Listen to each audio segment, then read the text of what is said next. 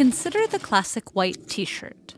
Annually, we sell and buy 2 billion t-shirts globally, making it one of the most common garments in the world.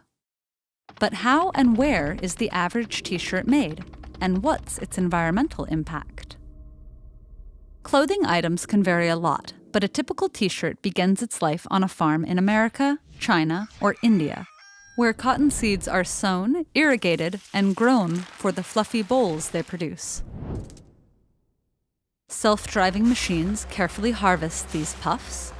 An industrial cotton gin mechanically separates the fluffy bolls from the seeds, and the cotton lint is pressed into 225-kilogram bales. The cotton plants require a huge quantity of water and pesticides. 2,700 liters of water are needed to produce the average t-shirt, enough to fill more than 30 bathtubs. Meanwhile, cotton uses more insecticides and pesticides than any other crop in the world. These pollutants can be carcinogenic, harm the health of field workers, and damage surrounding ecosystems. Some t-shirts are made of organic cotton, grown without pesticides and insecticides, but organic cotton makes up less than 1% of the 22.7 million metric tons of cotton produced worldwide. Once the cotton bales leave the farm, textile mills ship them to a spinning facility, usually in China or India, where high-tech machines blend, card, comb, pull, stretch, and finally twist the cotton into snowy ropes of yarn called slivers. Then yarns are sent to the mill, where huge circular knitting machines weave them into sheets of rough grayish fabric, treated with heat and chemicals until they turn soft and white. Here, the fabric is dipped into commercial bleaches and azo dyes, which make up the vivid coloring in about 70% of textiles. Unfortunately, some of these contain cancer-causing cadmium, lead, chromium, and mercury.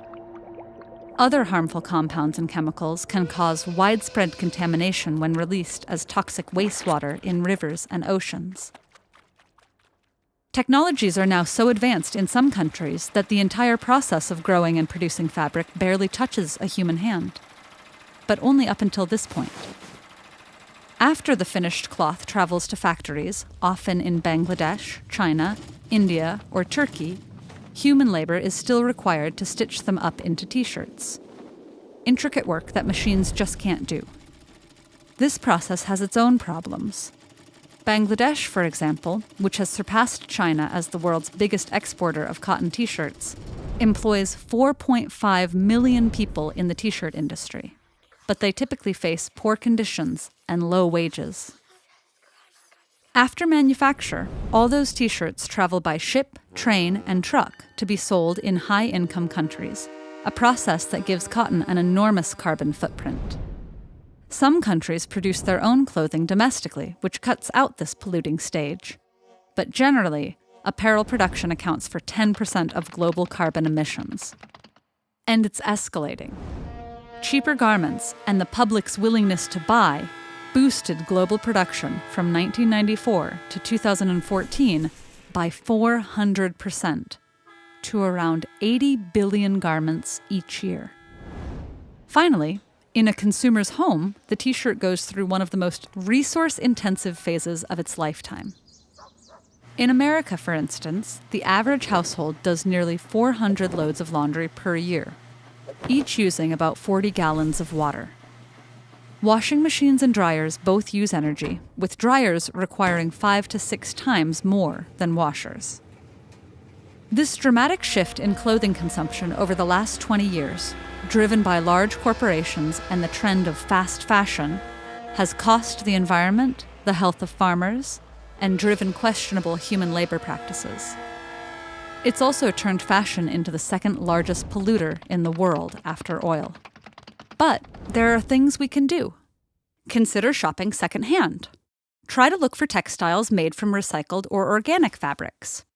Wash clothes less and line dry to save resources. Instead of throwing them away at the end of their life, donate, recycle, or reuse them as cleaning rags.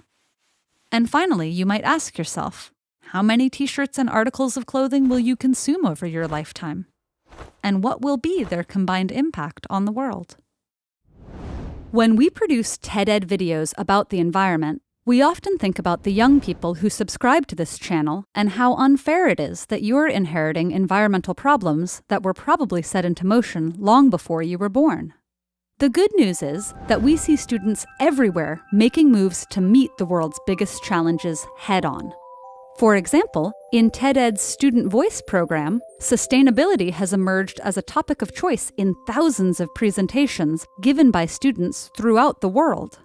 You can watch their talks on the TED-Ed Club's YouTube channel, and you can learn more about the program by visiting ed.ted.com/clubs.